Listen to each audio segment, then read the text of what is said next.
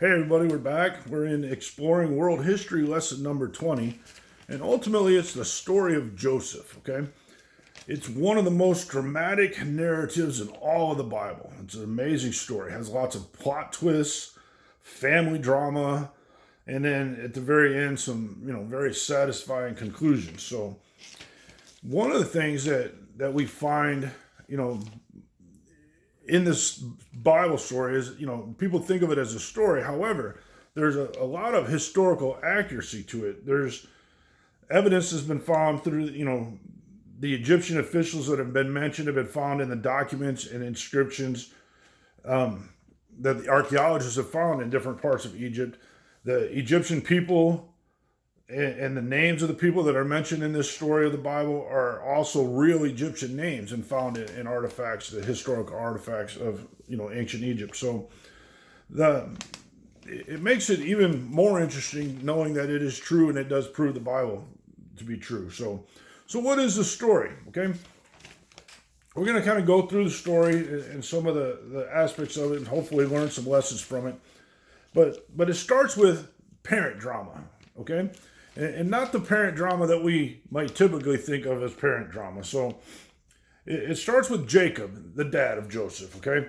And if you remember, he was told to go back to his people in Canaan to find, or out of Canaan, back to his people to find a wife from there.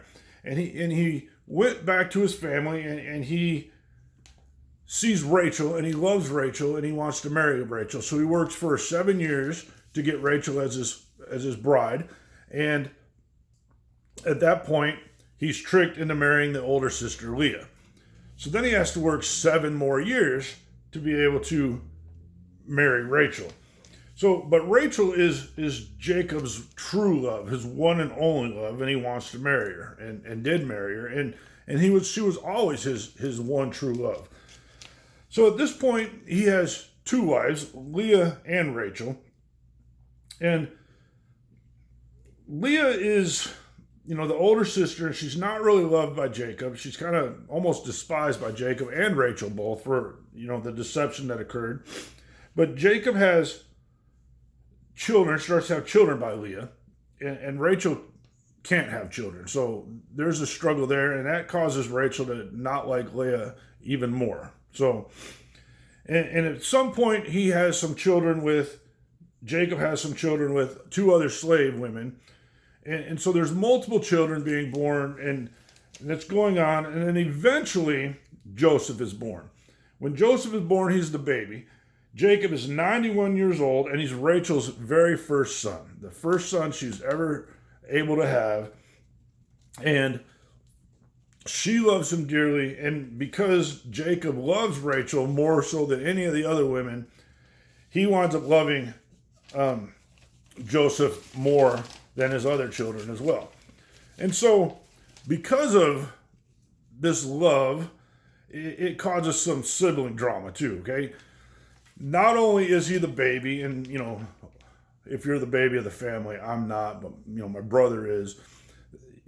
I still believe they tend to get away with more, and some people will say that. So if you're the baby, sorry, I'm picking on you a little bit, but so not only that, though, he's not only getting away with more because at the time he's the baby, but truly his dad loves him more and is showing favoritism to him more.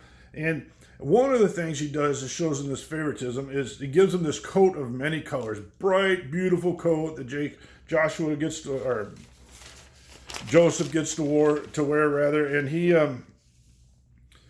also doesn't have to do as much of the hard work as his other brothers do. So he's kind of walking around, not having to do as much work, has this kind of superior attitude. He's got this fancy coat that he gets to wear. His dad's heaping all this love on him, and while his brothers are having to do all this hard work and extra stuff. And so the brothers really wind up hating him. Hating him so much so that they decide, you know what, life would be better if we just killed him. Let's just kill him. And be done with it. So they come up with this plot to kill him. So at one point he comes out to see the brothers in the field, and they are going to initiate their plot. The first thing to do is throw him in this pit. And they decide, they take his coat of many colors and they're going to tell Jacob that he's dead. And while they're debating this caravan comes through, and they decide instead of killing him, we can make some profit off this too. So they sell him to this caravan of travelers, and then they go back and tell Jacob that he died, and it's, they're acting and pretending that he's really sad. And, they show him this coat of many colors, and they had killed one of the animals, put some blood on it. And Jacob believes that he's died. And so they go living on their lives thinking, Jacob goes continue to live his life thinking his favorite son is dead. And the brothers go on with their lives knowing that, they're living this lie. So Joseph himself, eventually through the caravan traders, winds up in Egypt as a slave. Works his way up as a slave to become the manager of the household of an important person there named Potiphar. While he's there, he's pretty much given the run of the house as a slave to do kind of what he wants and in charge of running the household. And Potiphar had a beautiful wife. And his wife thought Joseph was tempting, to say the least. So she tries to seduce him into having sex with her, and he refuses. So a couple of attempts go by, and finally she grabs him and tries to seduce him, and he runs away. And she gets embarrassed, basically, and so she claims rape. He tried to rape her. Of course, they believe Potiphar's wife, and he gets thrown into prison. So now he's sitting in prison, back to, ground zero as a slave. And, long story, but he winds up interpreting a couple dreams while he's in prison, and these people go back and report to the Pharaoh. One of them gets killed, the other one lives on, and at some point Pharaoh has a dream and he needs to interpret it, and he can't, nobody can figure it out. So this guy remembers, oh yeah, Joseph in prison can interpret dreams. So they get Joseph out of prison, and he's brought before Pharaoh, and he interprets the Pharaoh's dream and tells him about, 7 years of prosperous that's going to happen, and then 7 years of famine. And the Pharaoh is amazed that he was able to interpret the dream and just that he knows everything that's going to happen. So he takes and points Joseph as the number 2 in all of Egypt. Number 2. So Joseph helps them survive the famine and the famine years, and truly through his actions it makes the Pharaoh rich, completely rich. And the famine is not just throughout Egypt, but the lands around Egypt as well. And eventually it starts to affect Joseph's brothers, Jacob, and his parents. And so the brothers come to Egypt to try to buy some grain, and that's when Joseph realizes it's their brother. And he finds out that he has a younger brother named Benjamin. So, there's some back and forth, and eventually the brothers come back to Egypt, and Joseph reveals himself to them, and they're a little bit nervous.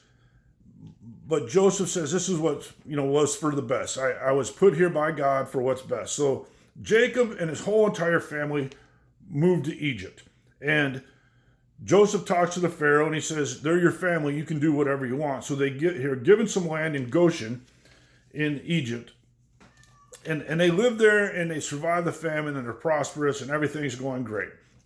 Eventually, Jacob dies, and his wish was to be buried back in Canaan. So Joseph and his brothers, they do what they were asked. But before they do that, before he dies, he gives blessings to Joseph's sons. Okay, Jacob gives some blessings to Joseph's sons. Joseph at this point has 2 sons that were born in Egypt. The oldest is Manasseh, and the youngest is Ephraim. And remember, we're dealing with a patriarchal heritage at this point, right? So the oldest born son is supposed to have the blessing and the primary blessing. So as they bring the sons to Jacob to give them the blessing, Jacob starts to bless the youngest with the primary blessing. And Joseph says no, but Jacob says yes. And so eventually Ephraim, the youngest, is given the primary blessing, and Manasseh, the oldest, is given the secondary blessing. And that's for, a later discussion, but that comes to be of importance later. But so then there's the death, they take him and they bury him, and now the brothers are a little concerned because Jacob was kind of what they felt was keeping Joseph from causing them any harm and doing any retaliation to them. And So now they're really concerned what's going to happen. Is he going to punish us? Is he going to put us in prison? Is he going to have us killed? And Joseph confronts them once again and said, no, don't worry about it. Yes, what you did was horrible. However, it was what God needed and what God willed. So it's okay. We're good. Ultimately, so that's the story. And ultimately, there's a couple things that we need to learn from this story, okay? Through all of the faults and failures of Joseph, but also through all the successes of Joseph's life, God worked for the good of Joseph and his family. It just highlights that God can use the good in our lives and the bad in our lives and make it all for our better and for his better. And those trials and struggles helped build Joseph's faith and helped him to believe in God even more so. And I can tell you, through some of my own personal struggles, that is the case. They will help you build your faith and bring you closer to God. It also is an example, this story is an example of how God's salvation of Israel and how he is willing to save us as well. Hopefully you enjoyed the story. Make sure you're reading the material. Have a good day.